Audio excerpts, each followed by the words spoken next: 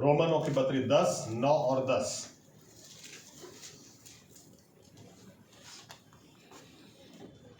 જો તું તારે મોઢે ઈસુને પ્રભુ તરીકે કબૂલ કરીશ અને દેવે તેને મોયેલમાંથી પાછો ઉઠાડ્યો એવો વિશ્વાસ તારા અંતકરણમાં રાખીશ તો તું તારણ પામીશ. કારણ કે ન્યાયીપણાને અર્થે અંતઃકરણથી વિશ્વાસ રાખવામાં આવે છે ને તારણને અર્થે મોંથી કબૂલાત કરવામાં આવે છે. 17वीं आयत भी पढ़े, 10 और 17।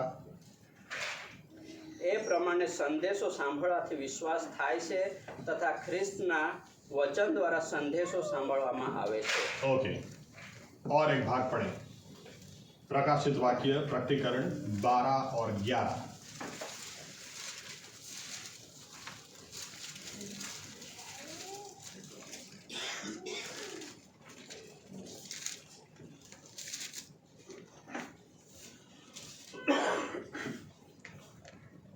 તેઓએ હલવાનના રક્તથી તથા પોતાની સાક્ષીના વચનથી તેને જીત્યો છે અને છેક મરણ સુધી તેઓએ પોતાના જીવને વહાલો ગણ્યો નથી. आइए दुआ करें। हमारे जीवित परमेश्वर प्रभु यीशु मसीहा, आपके वचनों के लिए हम आपको धन्यवाद देते हैं। धन्यवाद देते हैं क्योंकि प्रभु यीशु मसीह आपके वचन ही हमारे पैरों के लिए दिए समान और हमारे मार्ग के लिए उजियाला है। आपका वचन ही जीवन है, आपका वचन ही आत्मा है, आपका वचन ही आनंद देता है, आपका वचन ही बदलता है, आपका वचन ही प्रभु यीशु मसीहा हमें आपके जैसा बनाता है। हमारी प्रार्थना है आप बोले प्रभु यीशु मसीहा, जो लिखा हुआ वचन हमने पढ़ा उसके द्वारा आप बोले और आप हमसे बात करें। पवित्र आत्मा को आप हम पर उंडेल दें और पवित्र आत्मा इस वचन की सच्चाई में हमें लेकर जाए ताकि प्रभु यीशु मसीहा आपका वचन आज हमें मुक्त कर दे, हम सत्य को जाने, सत्य हमें मुक्त कर दे ताकि हम खाली हाथ आए हैं लेकिन भर कर यहां से जाएं। प्रभु यीशु जैसे हैं वैसे ना रहें, इसीलिए आपके हाथों में हमारे जीवनों को देते हैं। आपकी मर्जी इन वचनों के द्वारा आप हमारे जीवन में पूरी करें और महिमा सिर्फ और सिर्फ आप पाए। ये प्रार्थना प्रभु यीशु मसीहा के नाम से हम करते हैं, साथ में कहेंगे आमीन। धन्यवाद। प्रभु यीशु, बैठ सकते हैं।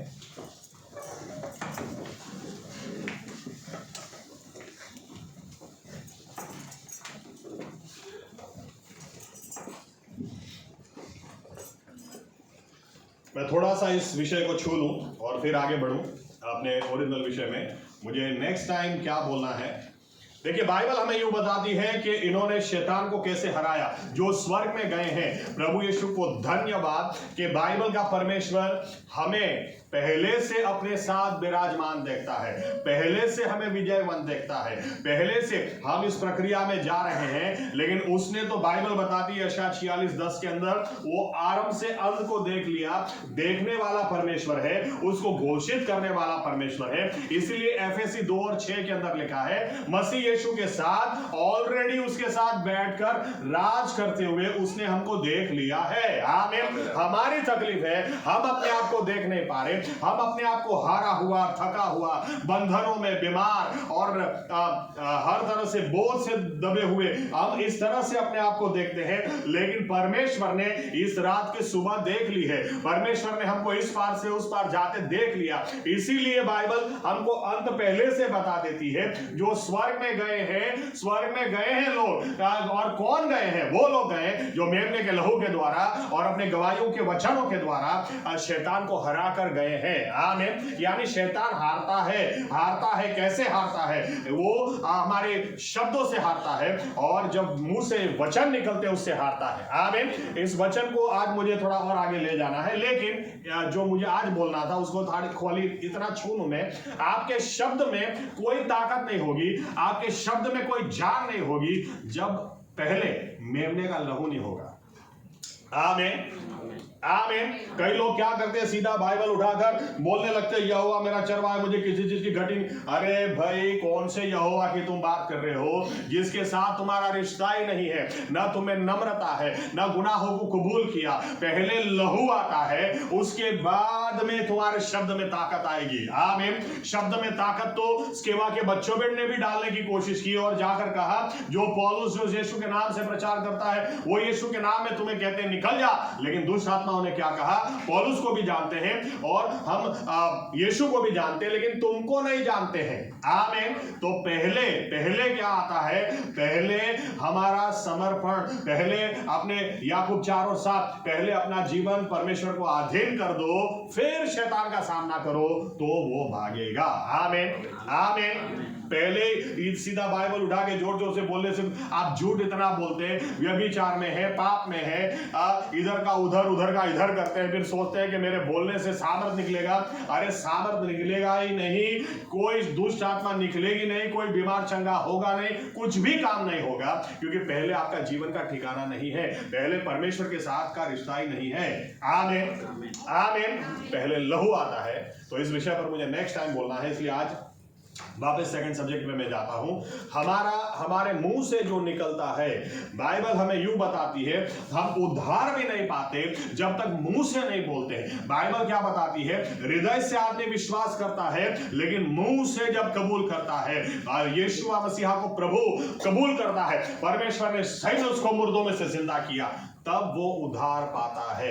आमीन। दूसरी तरह से देखने जाएं तो शैतान के कितने ही बंधन क्यों ना हो, शैतान ने आपको बरसों से पकड़ के क्यों ना रखा हो, लेकिन आपने मुंह से जिस दिन बोलना शुरू किया, आपने मुंह से जिस दिन बोला कि मैं विश्वास करता हूं प्रभु यीशु जिंदा परमेश्वर है, उन्होंने मेरे लिए अपनी जान दी और परमेश्वर ने उनको मुर्दों में से जिंदा उठाया, मुंह से निकलता है, वो उद्धार पाता। मतलब उसी सेकंड शैतान की ताकतें टूट जाती हैं, उसकी जंजीरें टूट जाती हैं।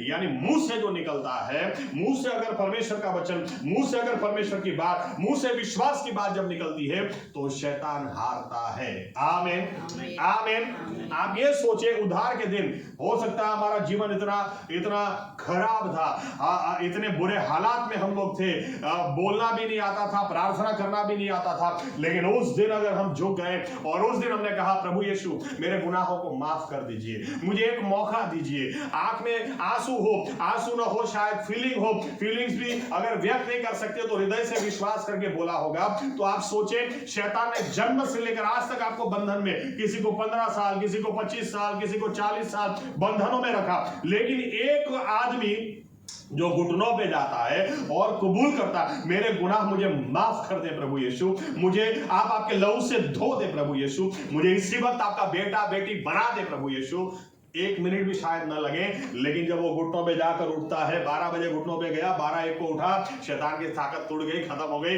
ये शैतान का बेटा परमेश्वर का बेटा हो गया। हालेलुया। मुंह से, बाइबल इसलिए कहती है हृदय से आप विश्वास करते हैं, लेकिन मुंह से जब बोलते हैं तब आप उद्धार पाते हैं। आमीन। इसलिए मुंह से जो निकलता उसको हल्के में मत लो, मुंह से जो निकलता उसको ऐसे ही मत लो। आमीन। क्यों? क्योंकि हम परमेश्वर की प्रतिमा में बने लोग हैं और परमेश्वर के शब्द में ताकत है, हमारे शब्दों में भी ताकत है। आमीन। मैंने शायद आपसे शेयर ना किया हो तो शायद किया था कि हमारे मुंह से जो निकलता है वो या तो दूतों को हिलाता है या भूतों को हिलाता है। ओके, हमारे मुंह से जो निकलता, क्यों? क्योंकि हम परमेश्वर की प्रतिमा में बने लोग हैं, हम सामान्य लोग नहीं हैं। आमीन। बाइबल इसलिए कहती है भजन संहिता 103 और 20 में कि जब हम, ऐसा लिखा वहां पर, यहोवा के दूतों यहोवा का वचन सुनो और उस वचन के मुताबिक करो। यानी कि जब मेरे मुंह से वचन निकलता है, जब मेरे मुंह से वचन निकलेगा, यहोवा मेरा चरवाहा है, मुझे किसी चीज की घटी नहीं होगी। जो परमेश्वर का वचन मेरे मुंह से निकला तो परमेश्वर के दूत चमत्कार के लिए, याद रखना परमेश्वर ने हम सभी को एक एक दूत दिया हुआ है, पता है आपको? चलो पढ़ो जल्दी, मत्ती 18:10।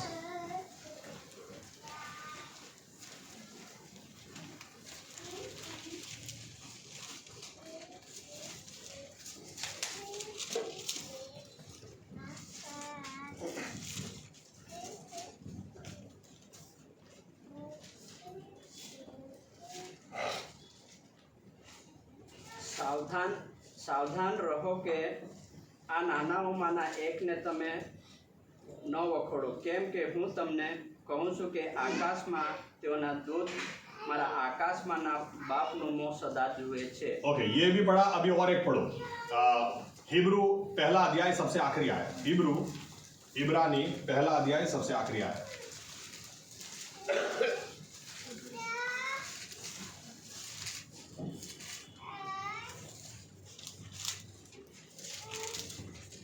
શું તેઓ સર્વ સેવા કરનારા આત્મા નથી? તેઓને તારણનો વારસો પામનારોની સેવા કરવા સારું બહાર મોકલી દેવામાં આવ્યા નથી? तेवों ने मतलब ऊपर से एक कलम पढ़ोगे, एक आयत ऊपर पढ़ोगे तो दूतों की बात है। दूतों को परमेश्वर ने किस लिए रखा है? दूत जो उद्धार पाए हुए लोग हैं उनकी सेवकाई करने के लिए रखा है। आमीन आमीन। यानी हम कोई सामान्य लोग नहीं हैं, हमारी सेवकाई करने के लिए परमेश्वर ने दूतों को रखा है। इसलिए दानियल भी आप देखो, जब वो प्रार्थना कर रहा था तो दूत जवाब लेकर आया। आमीन। इसलिए जकारिया भी प्रार्थना कर रहा था तो दूत जवाब लेकर आया। इसलिए परमेश्वर ने दूतों को क्यों रखा है? हमारी से जो उद्धार पाए हुए लोग हैं उनकी सेवकाई करने के लिए रखा है। आमीन। लेकिन वो सेवकाई हमारी करेंगे कैसे? अगर मुंह से नहीं, सेवकाई के लिए मुंह से बोलना पड़ता है ना, भाई एक गिलास पानी दो, एक काम करो, ये साफ कर दो। ऐसे दूतों को नहीं बोल रहा, चलो आज वो बैठो जो घर साफ करना।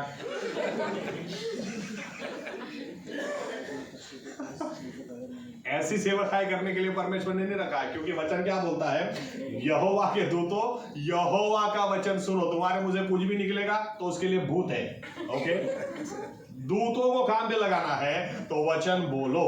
आमीन आमीन। जब वचन बोलेंगे तो आपके दूत काम पे लग जाएंगे, कुछ ना कुछ करके जवाब लेकर आएंगे।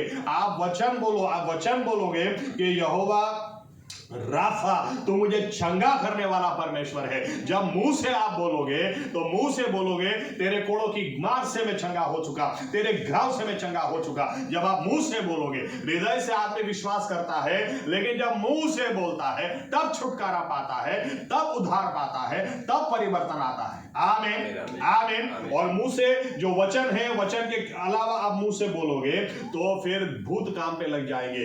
अगर आप बोलोगे तेरा कुछ नहीं होगा, तो कुछ नहीं करेगा, तो कुछ भी तेरा लाइफ में कुछ भी नहीं होगा, तो वहां पे भूत लग जाएंगे। लेकिन आप वचन बोलोगे, भय के साथ, आश्चर्य के साथ परमेश्वर ने तुम्हारी रचना की है। और मुझे वो दाऊद का ये वाक्य बहुत पसंद है, that my soul knows very well. Dawood बोलता है, और मैं अच्छी तरह से ये बात जानता हूं कि उसने भय के साथ, मुझे किसी को बताने, कोई मुझे बताए उसकी मुझे जरूरत नहीं है, मैं जानता हूं भय के साथ, आश्चर्य के साथ उसने मेरी रचना की है। हालेलुया। उसके पास अभी भी मेरे लिए योजना है। समंदर के किनारे रेत के स्पैक ऑफ डस्ट, रेतनी रचकन, उतनी योजना आज भी उसके पास मेरे लिए है।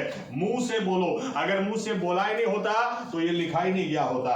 और इसलिए आज हम बाइबल पढ़ें तो हमारी प्रार्थना होनी चाहिए, जो बोला गया और फिर लिखा गया, अब वो लिखा गया, प्रभु आप बोलो ताकि मेरे जीवन में काम हो जाए। आमीन। ताकि मुंह से भी मैं यही बोलूं, मुंह से आप वचन बोलो, क्योंकि परमेश्वर ने क्या कहा?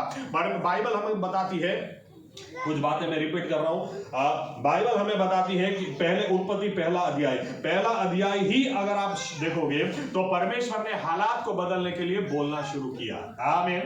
आप यानी अगर आपको उसने अपनी प्रतिमा में बनाया है तो आपके हालात बदलने के लिए आपको बोलना शुरू करना है। आमीन। लेकिन सही बोलना है, उल्टा सीधा बोलने से बिगड़ा है, सही बोलने से सब सही होगा। परमेश्वर ने यूं नहीं बोला बहुत अंधेरा है, परमेश्वर ने ये बोला उजियाला हो जाओ, जो चाहिए था वो बोला, और जब बोला तो अंधेरे को चीरते हुए रोशनी वहां पर उजियाला हो गया।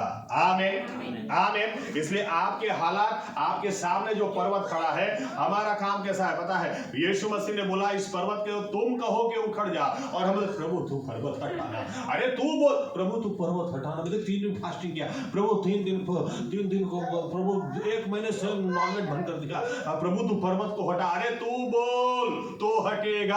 आमीन। तू पर्वत को कहे उखड़ जा तो उखड़ेगा। आमीन। तुम बोलोगे तो होगा। आमीन। हमको यहाँ पर लोगों को उखाड़ के ऊपर भेज देना है, लेकिन अपने पर्वतों को नहीं हटाना, ये गड़बड़ी है। ऐसा बोलूंगा ना 10 दिन इसको नींद नहीं आएगी। अरे तुम्हारे पर्वत को उखाड़ो ना भाई। आमीन।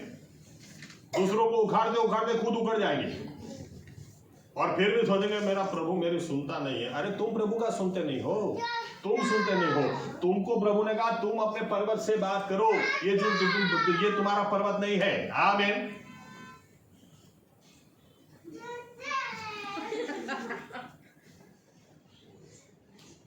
जो वे नहीं होती तो मैं बहुत आशीषित होता। इसकी वजह से हमारा जीवन अवरोध आज है। अरे आ નથી भाई, आने नहीं हटावानो। आमीन, आमीन। हमको तो यही पता नहीं चलता पहले कि हमारा पर्वत कौन है। हमको इंसान लगते वो मेरा पर्वत है, इसको हटाना, इसको हटाना। अरे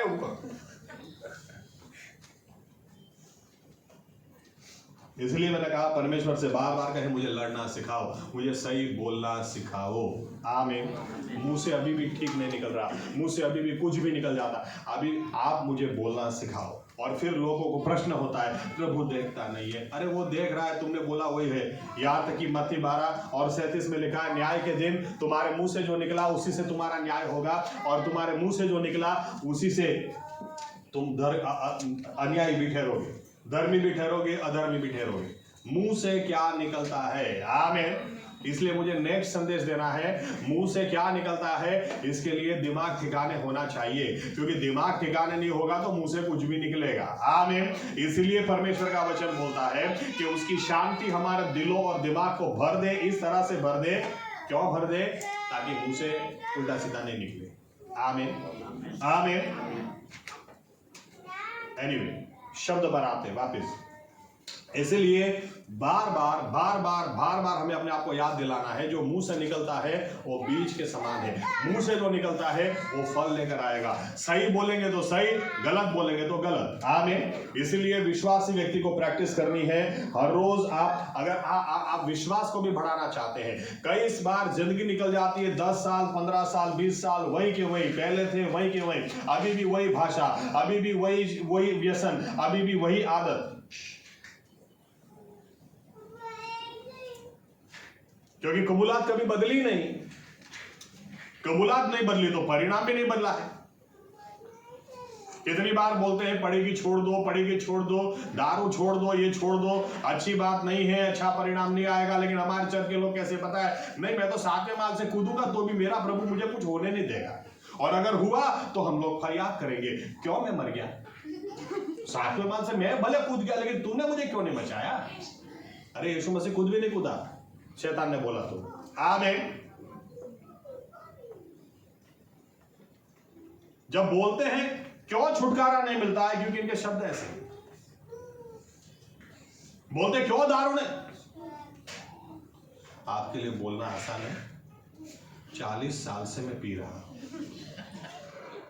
कैसे छूटेगा। अरे इसीलिए नहीं छूट रहा है, इसीलिए नहीं छूट रहा है।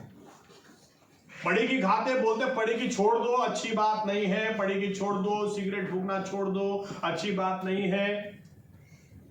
साहब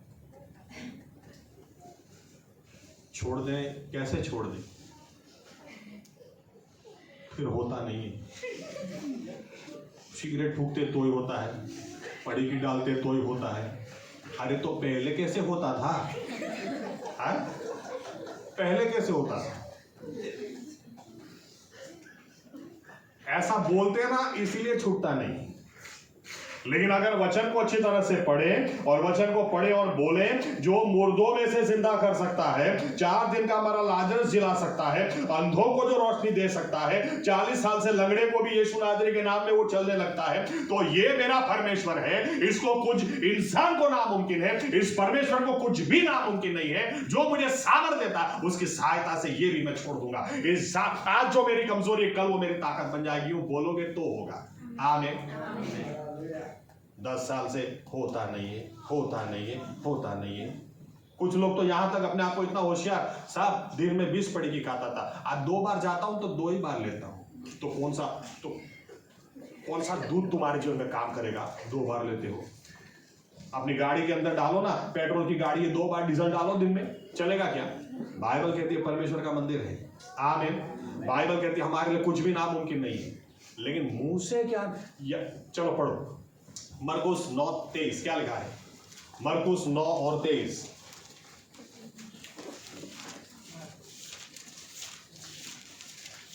यीशु ने उससे कहा, यदि तू कर सकता है, यह क्या बात है, विश्वास करने वाले के लिए सब कुछ हो सकता है। हालेलुया। क्या लिखा है, विश्वास करने वाले के लिए सब कुछ हो सकता है। आमीन। आमीन। तो हमें प्रश्न ये खड़ा करना है, विश्वास आएगा कहां से? तो बाइबल हमें बताती है परमेश्वर का वचन सुनने से, और सुनने से विश्वास आता है। आमीन आमीन। इसके पीछे हम कितनी मेहनत करते हैं। एक गवाही देता हूं, पहले दी हुई है लेकिन फिर से एक बार याद दिलाऊं आपको उस बहाने। 2 साल की उम्र में लड़की, मैं एक्चुअली ये भूल चुका हूं कि बाप मर गया था या छोड़ के चला गया था, लेकिन बाप नहीं था। 2 साल की उम्र में ये लड़की इतनी बीमार हो गई, इसको निमोनिया हो गया, और निमोनिया के बाद सवाला नहीं तो डबल निमोनिया हो गया।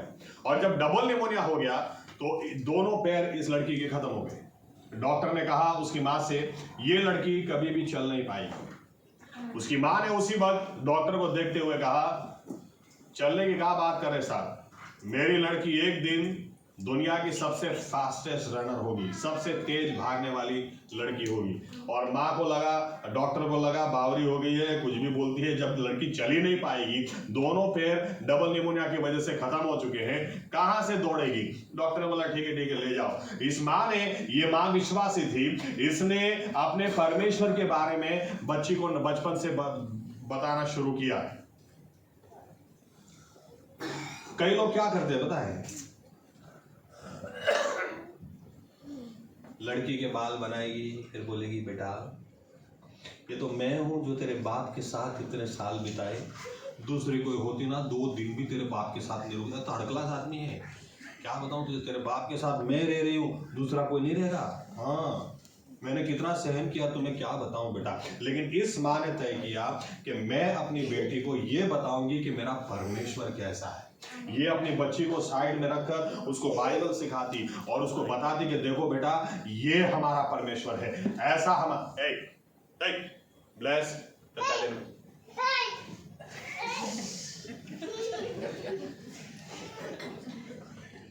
ये अपने बच्चे को सिखाती कि देखो बेटा हमारा परमेश्वर ऐसा परमेश्वर है। हालेलुया। 4 साल की उम्र में वो 2 साल के बाद यानी अपनी बेटी को पूछती है, बेटा तू बड़ी होकर क्या बनेगी? तो लड़की बोलती है, मम्मी मैं है ना बड़ी होकर दुनिया की सबसे फास्टेस्ट रनर बनूंगी, सबसे तेज भागने वाली। तो मम्मी ने बोला, आमीन बेटा, तेरे विश्वास के मुताबिक तेरे साथ में हो। फिर 7 साल की उम्र में फिर से एक बार माँ हर रोज उसको वचन सिखा रही, हर रोज उसको बता रही है, देख बेटा अपना परमेश्वर कैसा है। यहाँ पर लोग कैसे सिखाते, बेटा तेरा काका कैसा है मैं बताती हूँ, तेरी बुआ कैसी है मैं बताती हूँ, साथ में तुमको नहीं पता, मैं 10 साल से मैं बहुत सहन किया बता तो ये बताओ, लेकिन परमेश्वर के बारे में बताओ, उसके बारे में बताने से, उसके बारे में सुनने से विश्वास आता है। आमीन आमीन। और इसलिए 7 साल की उम्र में ये वापस अपने बच्ची से पूछती है, बेटा तो बड़ी होकर क्या बनेगी? लड़की बोलती है, मम्मी मैं बड़ी होकर दुनिया की सबसे तेज भागने वाली स्त्री बनूंगी। तो उसकी मम्मी ने कहा, आमीन बेटा उसके लिए, लेकिन मैं क्या बोलती हूँ, अभी तुमने चलना ही नहीं सीखा है तो तुम सबसे तेज कैसे भागोगी? तुम आगे बढ़ोगी कैसे अगर तुमने दौड़ना ही नहीं सीखा?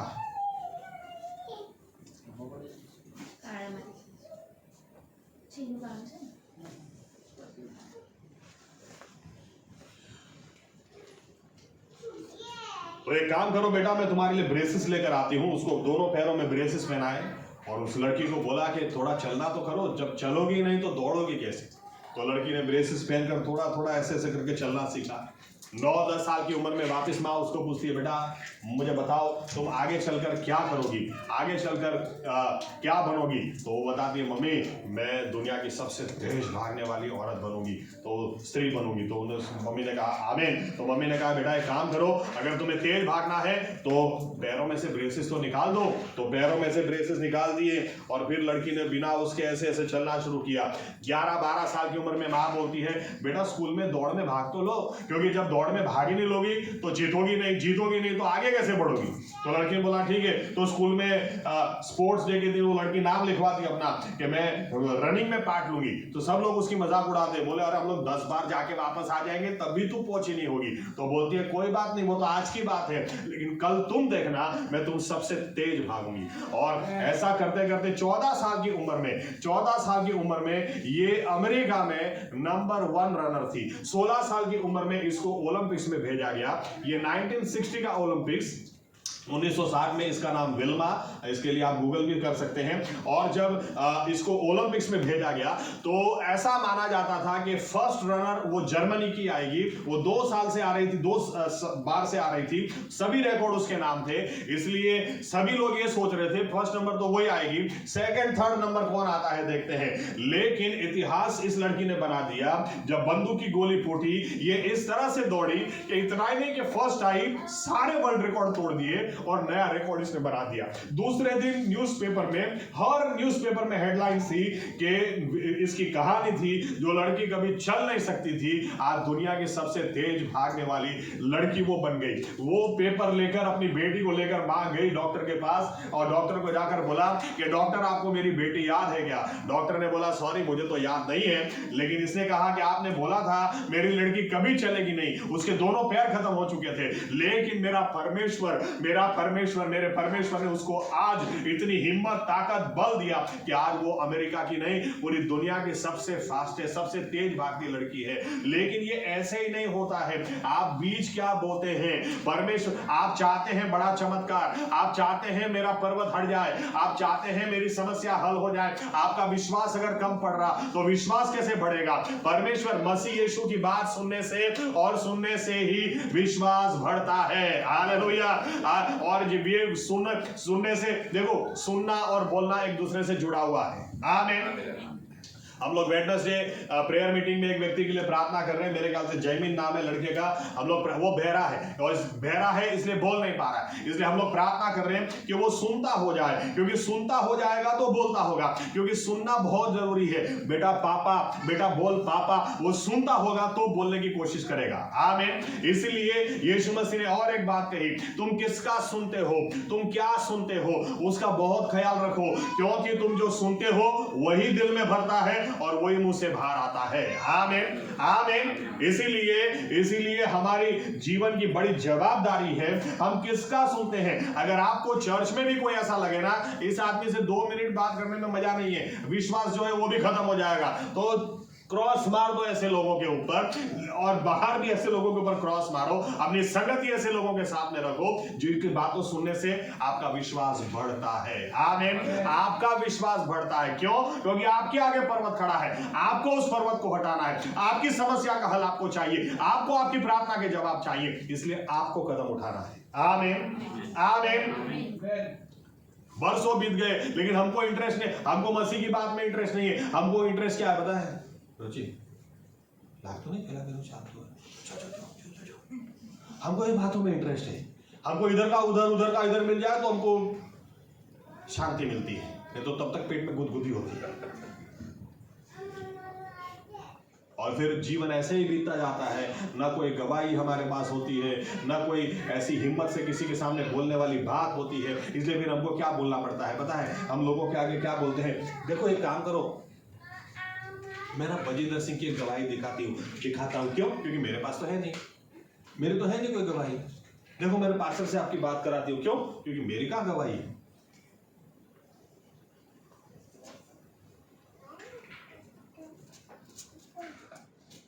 अब पूरा दिन पिक्चर का गीत सुनोगे तो मुंह से क्या निकलेगा? हालेलुया स्तुति करेंगे थोड़ी निकलेगा।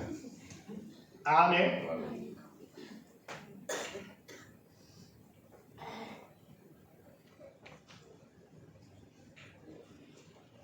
मुंह से क्या निकलेगा? वही निकलेगा जो सुना है, जिससे हृदय को भरा है। आमीन, आमीन। और हमारे बरसों निकल जाते हैं, बरसों हमारे वेस्ट हो जाते हैं, हम जहां हैं वहीं के वहीं रह जाते हैं। कई लोग ऊपर से नीचे भी गिर जाते हैं। कारण क्या है? कारण सिंपल ये, किसका सुना, क्या सुना।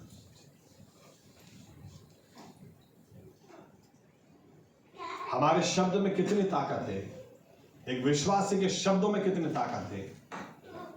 पता परमेश्वर क्या बोलता है विश्वासियों को? तू मुझे पुकार, मैं तुझे जवाब दूंगा। आप कभी सोच के देखो, आप बड़े से बड़े अधिकारी को बुलाओ, कोई सुनता नहीं, कोई जवाब नहीं, लेकिन परमेश्वर बोलता है तुम्हारे शब्द में मैंने इतनी ताकत रखी है बेटा, तू खाली मुझे पुकार तो सही, मैं तुझे जवाब दूंगा। तू मुझे पुकार, मैं कान दे के तेरा सुनूंगा। अरे तू मांगेगा उससे पहले मैं तो जानता हूं, लेकिन जब तू मांगता है मांगने से बढ़कर मैं दूंगा। आमीन।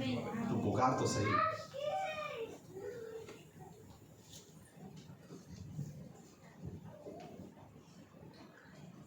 दो तीन उदाहरण देकर मैं खत्म करूं। मैं विषय ले लेता हूं आज। हमारे मुंह से धन्यवाद निकलना चाहिए और स्तुति निकलनी चाहिए। आमीन। हर हाल में, हर समय, हर संयोग में। क्यों? सिंपल सी बात है, क्योंकि अगर हम चाहते हैं कि पृथ्वी अस्त व्यस्त है, हम चाहते हैं ये पृथ्वी बदले, हम चाहते हैं इस हालत में, इस पृथ्वी में जान आए, हम चाहते हैं यहाँ पे उजियाला आए, हम चाहते हैं यहाँ पर बड़े काम हो जाए, हम चाहते हैं कि यहाँ पर नामुमकिन लगने वाली बात भी हो जाए, यहाँ पर पेड़ पौधे आए, यहाँ पर जमीन आए, हम अगर चाहते हैं यहाँ पे मछली आए, यहाँ पर सुंदर, कभी सोचा ना हो 6 दिन पहले ऐसा 6 दिन बाद का वातावरण हो जाए, तो उसके लिए सबसे पहले जरूरी है परमेश्वर की उपस्थिति तो नीचे उतर आए। क्योंकि ऐसा लिखा है, पृथ्वी अस्त थी, खाली थी, लेकिन परमेश्वर की आत्मा वहां पर उतर आई लिखा है। आमीन। यानी परमेश्वर की आत्मा, ऐसी कोई नामुमकिन परिस्थिति नहीं है जहां पर वो आना नहीं चाहता, बुलाने वाले होने चाहिए। आमीन। कई बार हम सोचते हैं ये हालात तो इतने खराब है, क्या प्रभु यीशु भी इसको बदल नहीं सकते? अरे क्या प्रभु यीशु बदल नहीं सकते? आप बार बार ज्यादा बाइबल आगे मत पढ़ो, खाली पहला पन्ना निकालो, पहले ही पन्ना आपको कह जाएगा ये परमेश्वर नामुमकिन को मुमकिन करने वाला परमेश्वर है। हालेलुया। ये परमेश्वर के लिए कुछ भी नामुमकिन नहीं। अरे पृथ्वी अस्त व्यस्त थी, खाली थी, कुछ भी नहीं था। अगर इसको परमेश्वर ने बदल दिया तो मेरे जीवन को तो बदल ही सकता है, मेरे हालातों को बदल ही सकता है, मेरे शहर को बदल ही सकता है, मेरे देश को बदल ही सकता है। उसको कुछ भी नामुमकिन नहीं है। आमीन। आमीन। लेकिन पहले बुलाओ तो सही। और बुलाने के लिए बाइबल क्या बताती है देखें। भजन संहिता 22 और 3। भजन संहिता 22 और 3। ये शास्त्र 22 ने 3। Psalms 22:3। परंतु तू जो इज़राइल की स्तुति के सिंहासन पर विराजमान है, तू तो पवित्र है। तू कहाँ विराजमान है? इज़राइल की स्तुति के ऊपर विराजमान है। आमीन। आमीन। आप चर्च में आते हैं और चर्च में आप आते हैं, चर्च सर्विस के लिए आते हैं, हम क्यों सीधा ही प्रचार शुरू नहीं कर देते हैं? अरे पहले बुलाओ तो सही। आमीन। पहले उसको नीचे उतार, और वो कहाँ उतरता है? बाइबल कहती है जहां उसकी स्तुति होती है, जहां उसकी प्रशंसा होती है, वहां पर वो उतर आता है। आमीन। आप प्रार्थना भी डायरेक्ट मत करो। प्रार्थना करने का, डायरेक्ट प्रार्थना करने का क्या मतलब है पता है? मोबाइल को उठाया और बात करना शुरू कर दिया। रवि चलो खाने जाते बाहर। रवि कुछ बोलता ही नहीं। रवि चलो जाते खाने। अरे मैं कब से?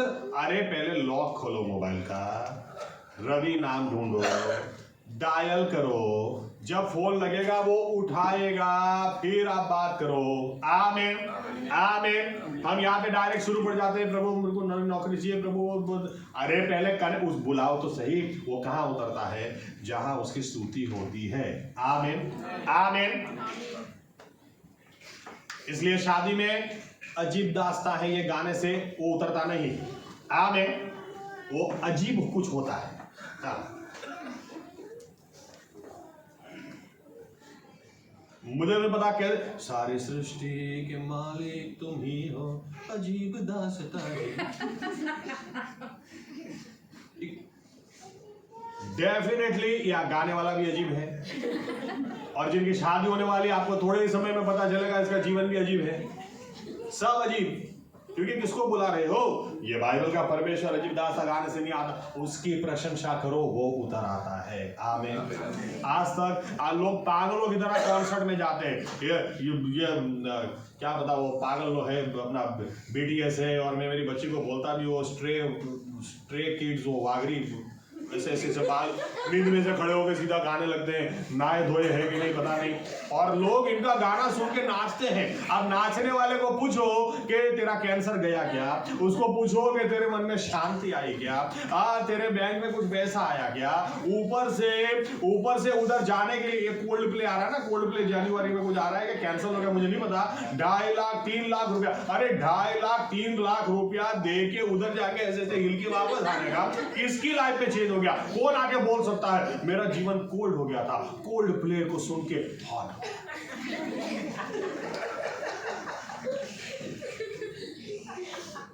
किसी का जीवन बदलता नहीं है, किसी का जीवन बदलता नहीं, किसी का कुछ होता नहीं है। इधर उधर तो भी लोग इसको नाचते रहते। इनको बरसों बाद पता चलता है ये हारू जिंदगी निकल गया तो नाच आयु तो कुछ नहीं।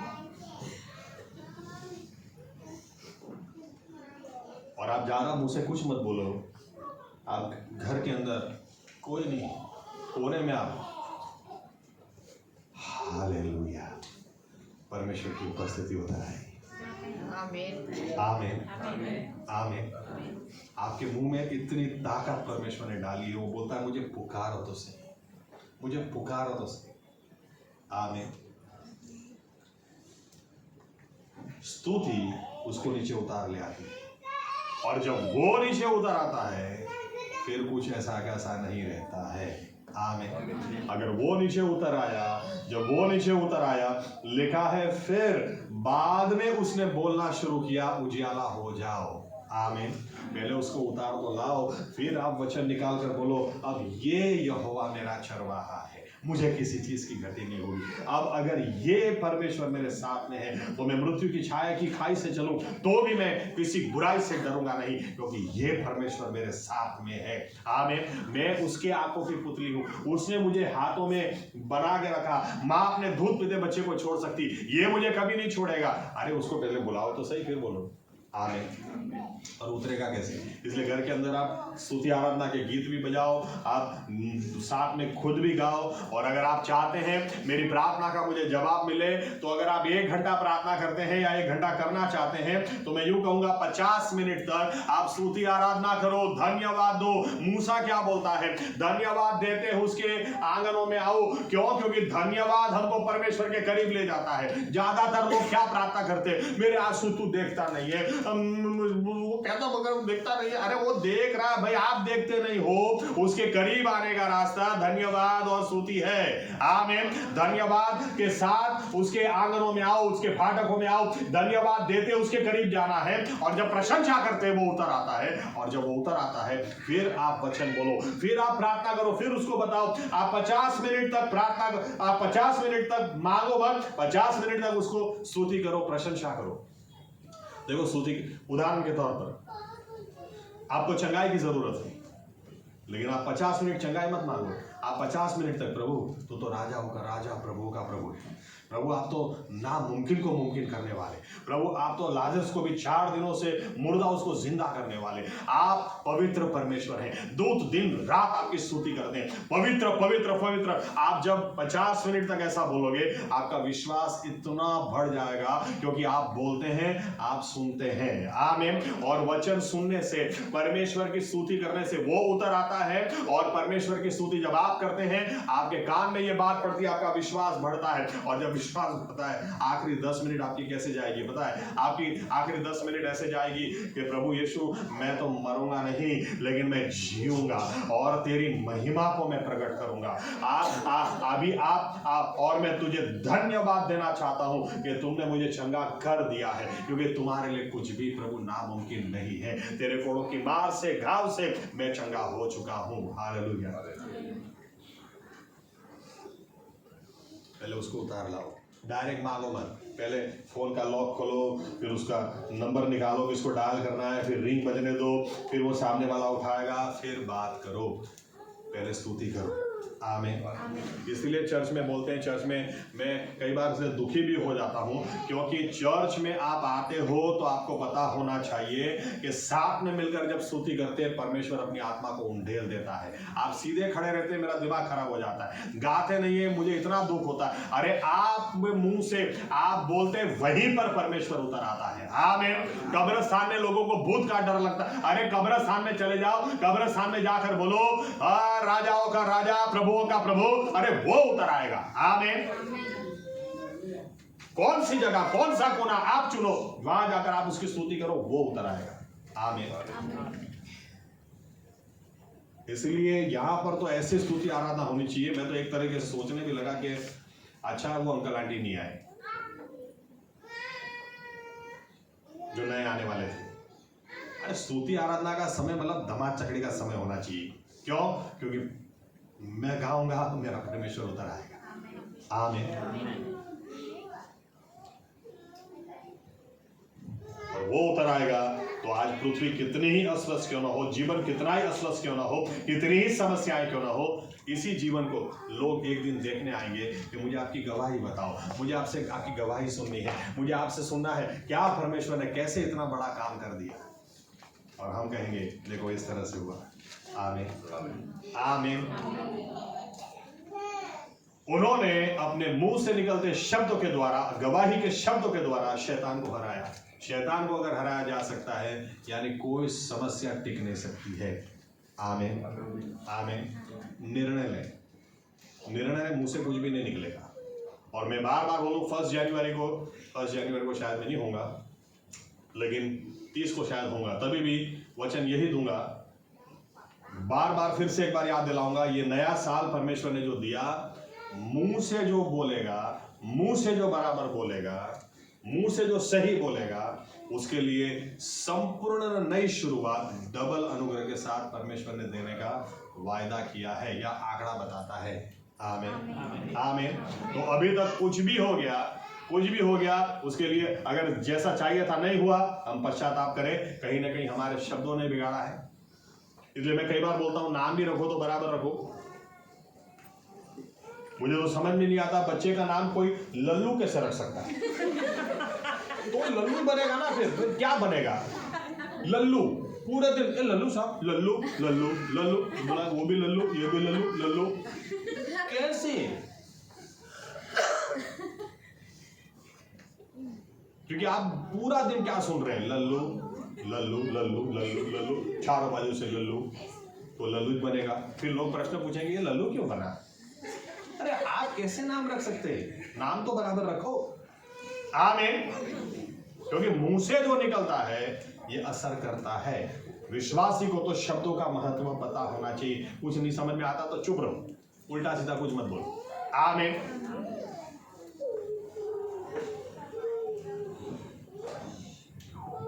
तो हम विश्वासी जीवन में नया निर्णय लें। हमारे सामने जो समस्याएं खड़ी है हम उसको हटा सकते हैं, हम उसमें नई जान ला सकते हैं, वहां पर नई गवाहियां खड़ी हो सकती है, लेकिन हमें शब्दों का इस्तेमाल करना सीखना है। आमीन। इसीलिए बाइबल बताती है, 2 उदाहरण बाइबल बताती है। चलो एक तो पढ़ते हैं, एक ओरल दे दो। प्रेरितों के काम 16, 24, 25, 26।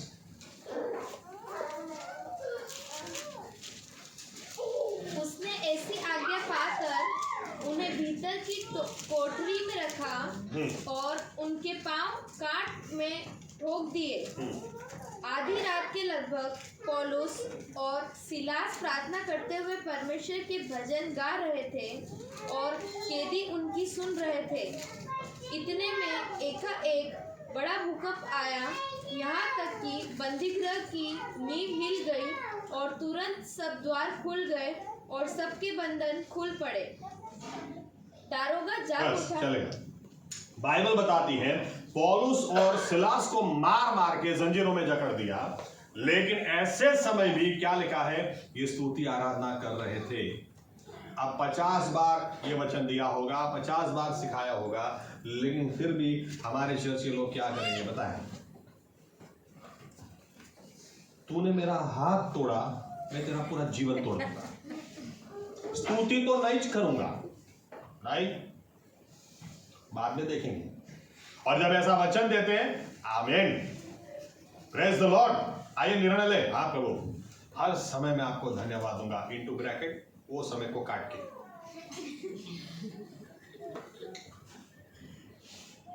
नहीं, क्या आपको पता है, मुझे इस बात का बोझ बढ़ रहा है अभी। बड़ौदा में कुछ किसी को पता तो होना चाहिए हम हैं। आमीन।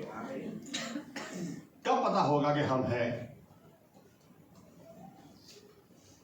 इन वचनों के द्वारा अगर हम चलेंगे, इस तरह से चलेंगे तो हिलेगा, पर्वत हिलेंगे, बीमार चंगे होंगे।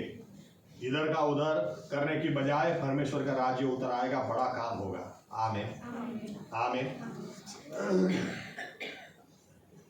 तो यहां पर लिखा है ऐसे हालात में भी पौलुस और सिलास ने क्या किया?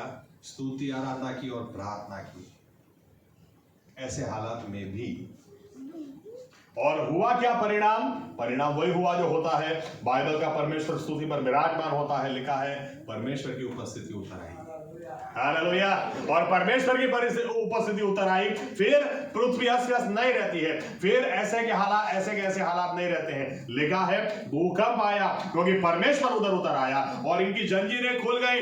इतना ही नहीं, सभी की जंजीरें खुल गई। आपको पता है आपके घर में स्तुति आराधना होगी। बड़ौदा के अलग अलग इलाके में हम रहते हैं, और घर में स्तुति आराधना हो और घर में परमेश्वर की महिमा हो, वहां पर परमेश्वर की उपस्थिति उतर आए, वहां पर शैतानी घड़ किले टूटेंगे, वहां पर बंधन में लोग टूटेंगे। आपको नहीं लगता चारों दिशा से लोग आएंगे? आमीन। लेकिन कब होगा ऐसा? बिलीवर लोगों की छवि कई बार कैसे होती है पता है? कई लोगों को पता भी है, शब्द भी पता है। एक बार मैं आनंद जा रहा था और मुझे बाहर किसी ने बताया कि वहां जा रहे हैं। मैंने हाँ, जल्दी जाओ स्तुति आराधना चल रही है अंदर, यानी झगड़ा चल रहा है। अब आप सोचो हमारे घर में जोर जोर से झगड़ा होता है, जोर जोर से इधर उधर, और फिर पड़ोसी को यीशु मसीह पर विश्वास करो। अरे जिंदा परमेश्वर है, आपका प्रश्न हल करेगा। सामने वाला मुंह पे नहीं बोल रहा ना, इसलिए तो मैंने तुम्हारा नहीं कर रहा तो हमारा कैसे करेगा? तुम्हारा ठिकाना नहीं है। हम रोज सुबह सुनते हैं स्तुति आराधना की आवाज आती है अंदर से। ये हमारी गवाही, इसको बदलना है। आमीन। हाँ सही बात है, मुझे लगा है सही बात है, गलत हुआ है, लेकिन फिर भी मैं अपने परमेश्वर की महिमा करूंगा, फिर भी उसकी स्तुति करूंगा। तो हुआ क्या? परमेश्वर की उपस्थिति पौलुस और सिलास के पास उतर आई। जहां उसकी स्तुति, जहां उसकी महिमा, वहां पर वो उतर आता है। हालेलुया। निर्णय क्यों? क्योंकि घायल कितने ही हो गए, इनके शब्द सामान्य नहीं, बोले परमेश्वर उतर आया और बड़ा काम हो गया। जिस आदमी ने मारा था, लिखा है आगे चल के वही आदमी इनके घाव साफ कर रहा है, और वही आदमी और उसका पूरा परिवार बपतिस्मा भी लिया। आमीन। अगर ऐसे परिणाम हम देखना चाहते हैं, सबसे पहले हमसे शुरुआत हो। सबसे पहले हमारे पास ये निर्णय हो कि मुझे विश्वास में बढ़ना है, आगे बढ़ना है, और इसके लिए मुझे सही सुनना है, ताकि सही बातों से अपने हृदय को मैं भरूं, ताकि सही बातें मेरे मुंह से निकले। बाइबल को पढ़ूं, बाइबल के वचनों को मैं बोलूं, ताकि बड़े काम मेरे जीवन में हो। ये पर्वत उखड़े ना वो पर्वत उखड़े, ताकि मेरे जीवन में बड़े काम हो, ताकि लोगों के सामने खड़ा रहकर मैं कहूं मेरा परमेश्वर हर जरूरियात पूरी करता है, मेरा परमेश्वर आज भी छंगाई देता है, मेरा परमेश्वर आज भी शैतान के बंधन से छुड़ाता है, आज भी मेरा परमेश्वर वो उच्च सिंहासन पर विराजमान है। आमीन आमीन। ये गवाही हमारे द्वारा जाए, और ये जब जाएगी तो बड़ौदा हिलेगा, बड़ा काम जरूर होगा। आमीन। आइए अपनी जगह खड़े हो जाए।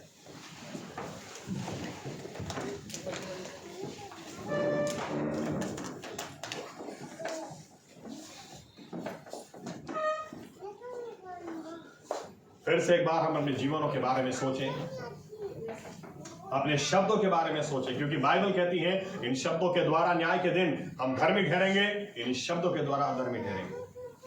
अगर मुंह से कुछ भी निकाला है, बहाने भी अच्छे होते हमारे पास, इसने दिमाग खराब किया इसलिए मुंह से निकल गया, उसने परेशान किया इसलिए मुंह से निकल गया। प्रभु यीशु से कहें, प्रभु यीशु आपके वचन के खिलाफ कुछ भी हमने बोला, आपकी योजनाओं के खिलाफ कुछ भी हमने बोला, एक दूसरे के खिलाफ, क्योंकि हम आपके बच्चे हैं, हम आपके लहू से खरीदे हुए लोग हैं, आपकी पवित्र प्रजा हैं, एक दूसरे के खिलाफ भी हमने कुछ भी बोला, हमें क्षमा कर दें प्रभु यीशु। और हमारे मुंह से जो निकला उनकी असरों से हमें बाहर निकाल दे।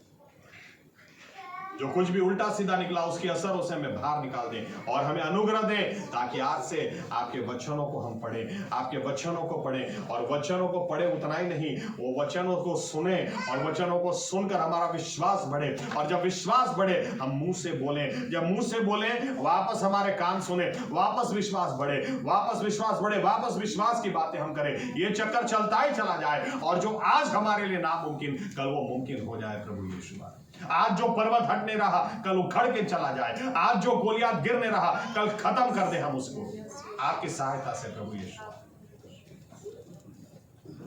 हमारे सामने गोलियात खड़ा है, हमें कुछ करना पड़ेगा। हमारे जीवनों में समस्या है, हमें कुछ करना पड़ेगा। हमें प्रभु यीशु आपके वचन के मुताबिक करने के लिए अनुग्रह दें। हम समझ जाएं इस बात को कि हम सामान्य लोग नहीं हैं, हम आपके बच्चे, आपके लहू से खरीदी हुई प्रजा है, हम आपकी प्रतिमा में बने लोग हैं।